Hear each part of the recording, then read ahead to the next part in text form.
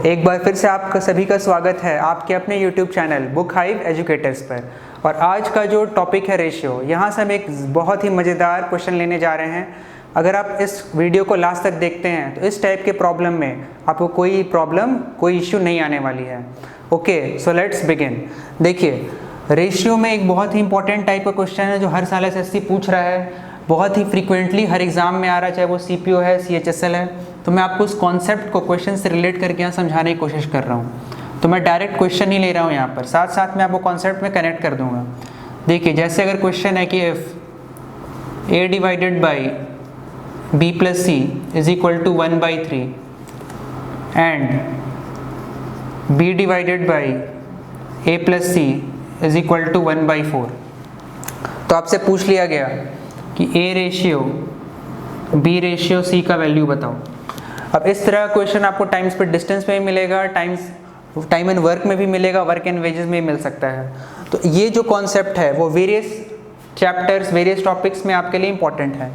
अब आपको यहाँ ध्यान क्या देना है कि a, b और c, जैसे अगर 3 लोग हैं तो इनका अगर टोटल वैल्यू हम देखें इनकम का, वो कितना है, 1 और 3 4 यूनिट। यहाँ पर a, b, c वही 3 लोग हैं, लेकिन यहाँ पर अगर इनका टोटल वैल्यू देखो तो अब क्या हो गया, 1 और 4 5 यूनिट। तो जब पर्सन्स वही हैं तो टोटल इनकम नहीं बदल सकता। दैट्स वाई यहाँ पर जो टोटल वैल्यू है वो क्या है, 4, और यहाँ पर जो टोटल वैल्यू है वो है क्या है, 5। तो जब पर्सन सेम है तो value change, total value change नहीं कर सकता। तो जब भी आपको ऐसा क्वेश्चन मिल रहा है तो करना क्या है, ये जो टोटल वैल्यू है वो टोटल वैल्यू है, इन दोनों को सेम कर देना है। तो टोटल वैल्यू कोई भी 2 नंबर कहाँ सेम होंगे, जो उनका एलसीएम होता है। तो 4 और 5 का एलसीएम क्या होगा, 20। तो यहाँ मैंने 4 से मल्टीप्लाई कर दिया और यहाँ मैंने 5 से मल्टीप्लाई कर दिया। अब अगर देखो कि टोटल वैल्यू यहाँ पे भी 20 यूनिट है, टोटल वैल्यू यहाँ पे भी 20 यूनिट है।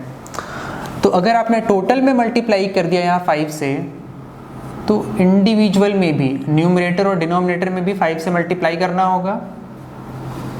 तो ये हो गया 5/15, और यहाँ पे आपने टोटल में 4 से मल्टीप्लाई किया है, तो यहाँ पे भी अलग अलग न्यूमरेटर और डिनोमिनेटर में 4 से मल्टीप्लाई करना होगा। तो ये वैल्यू मिल गया 4/16। अब आप देख सकते हो कि यहाँ पर भी टोटल वैल्यू न्यूमरेटर और डिनोमिनेटर को मिला के 20 बन गया, यहाँ पर भी न्यूमरेटर और डिनोमिनेटर को मिला के टोटल वैल्यू 20 बन गया। अब हम बता सकते हैं कि a, b और c का एक्चुअल रेशियो, रियल रेशियो क्या है। तो a का वैल्यू अगर 5 यूनिट आया, b का वैल्यू अगर 4 यूनिट आया, a का वैल्यू 5 यूनिट, b का वैल्यू 4 यूनिट, तो टोटल कितना है 20। तो 20 में 5 + 4 9 माइनस करेंगे, आंसर क्या आ गया 11। तो a, b और c का जो रेशियो है वो क्या है, 5:4:11। अब इस क्वेश्चन को अगर टफ करना हो तो इसमें एसएससी बैंक के क्वेश्चन को कैसे टफ कर सकता है। देखिए, आपको यहाँ पे दे देगा इसी क्वेश्चन में कि भाई टोटल जो इनकम था वो था 20,000 रुपीज़।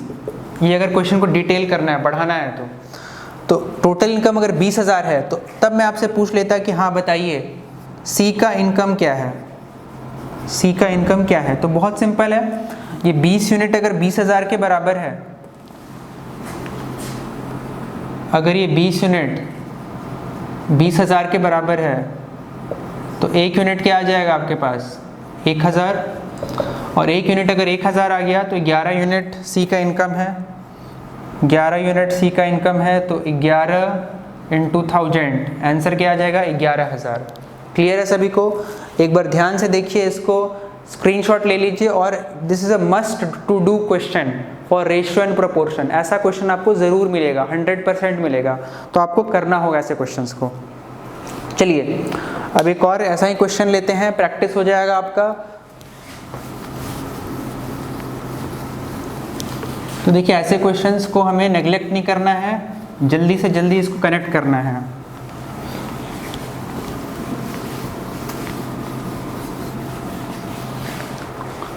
चलिए एक और क्वेश्चन लेते हैं यहाँ पे कि इफ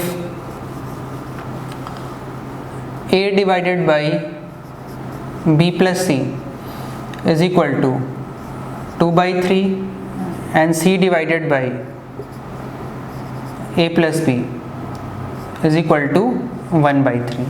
फिर से वही same question, a ratio b ratio c बताना है आपको, क्या आएगा। क्लियर है यहाँ तक? फाइन। चलिए सॉल्व करिए जल्दी से, वीडियो को पॉज करके देखिए क्या आपका आंसर आ रहा है, फिर हम क्वेश्चन पे प्रोसीड करते हैं। तो क्वेश्चन पे आते हैं। यहाँ पर टोटल वैल्यू क्या आ रहा है 5, यहाँ पर टोटल वैल्यू क्या आ रहा है 4। तो जब a b और c परसेंट सेम है यहाँ पर और यहाँ पर दोनों जगह, तो टोटल वैल्यू चेंज नहीं करना चाहिए। तो सेम करने के लिए यहाँ किससे मल्टीप्लाई करेंगे 4 से, और यहाँ पे सेम करने के लिए किससे मल्टीप्लाई करेंगे 5 से। तो जो उनका एलसीएम होता है वहाँ पर दोनों वैल्यू सेम हो जा रहा है।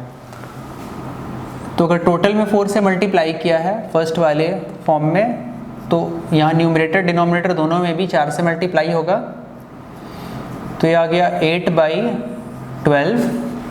यहाँ 5 से मल्टीप्लाई किया है, तो यहाँ पे भी न्यूमरेटर और डिनोमिनेटर में 5 से मल्टीप्लाई करेंगे, ये आ जाएगा 5/15। तो देखिए a का वैल्यू क्या मिला यहाँ से, a का वैल्यू मिल गया 8, c का वैल्यू मिल गया 5। a का वैल्यू मिल गया आपको 8, c का वैल्यू मिल गया आपको 5। तो टोटल क्या था, अगेन टोटल क्या है 20। तो 20 माइनस 13, b का वैल्यू मिल गया 7। तो a b और c का रेशियो क्या है 8:7:5। ओके चलिए जल्दी से यहाँ तक नोट कर लीजिए। एक बार स्क्रीनशॉट लेना है तो वो भी आप स्क्रीनशॉट ले लो, उसके बाद नेक्स्ट क्वेश्चन पे चलते हैं।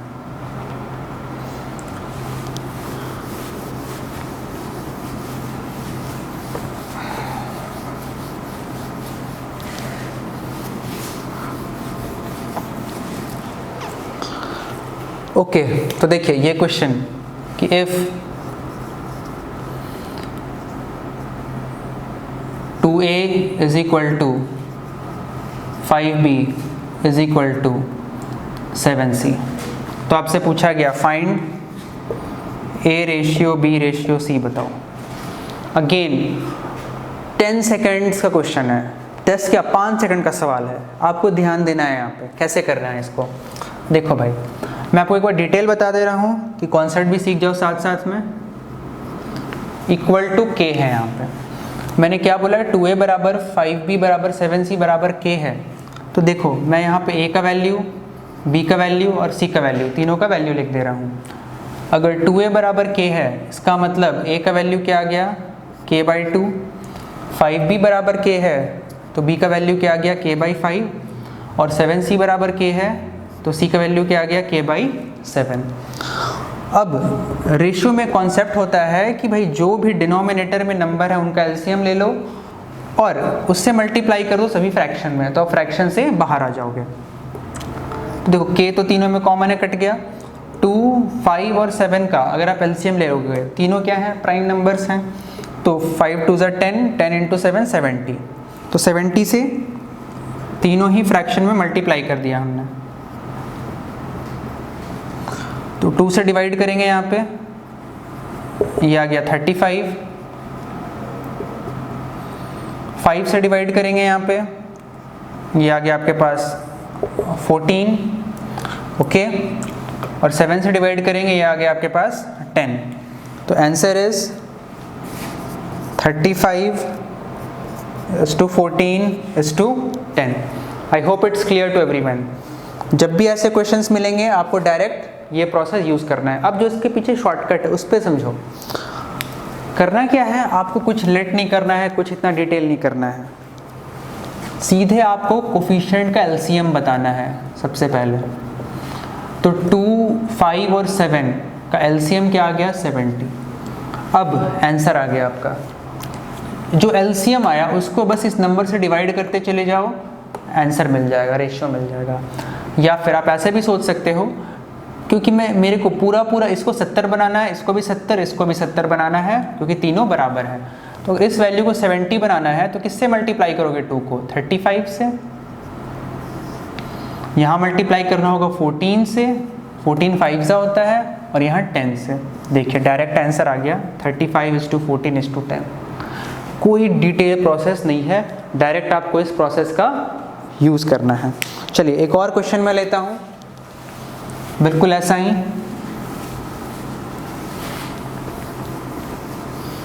इस बात को और अच्छे समझते हैं एक और क्वेश्चन में। देखिए क्वेश्चन है, if 2a is equal to 3b is equal to 5c, find a ratio b ratio c, ये बताना है आपको। डायरेक्ट शॉर्टकट से करेंगे, कोई डिटेल नहीं। 2, 3 और 5, एलसीएम क्या आएगा? देखो 2 3 जा 6, 6 5 जा 30, एलसीएम आ गया 30। एलसीएम अगर 30 मतलब सभी को मेरे को 30 बना देना है। अगर 30 बनाना है तो यहाँ किससे मल्टीप्लाई करना होगा? 15 से। यहाँ 30 बनाना है तो b का वैल्यू क्या हो जाएगा? 10, 10 3 जा 30। और यहाँ अगर 30 बनाना है तो c का वैल्यू क्या हो जाएगा? 6, 6 5 जा 30। आंसर आ गया 15, 10 और 6, हो गया क्वेश्चन। इतना आसान क्वेश्चन है। अब देखिए ये क्वेश्चन टाइम स्पीड डिस्टेंस का भी सवाल हो सकता है, तो जब हम टाइम स्पीड डिस्टेंस के क्वेश्चंस देखेंगे अगले वीडियोस में तो आपको इन सब चीज़ों को कनेक्ट करने का वहाँ पर मौका मिल रहा होगा। ठीक है, that's all in these questions. इस ट्रिकी क्वेश्चंस में आपको इन सब का यूज़ करना है। ठीक है, thank you for watching, thank you for listening. Okay, stay tune for our next videos. Very very thank you.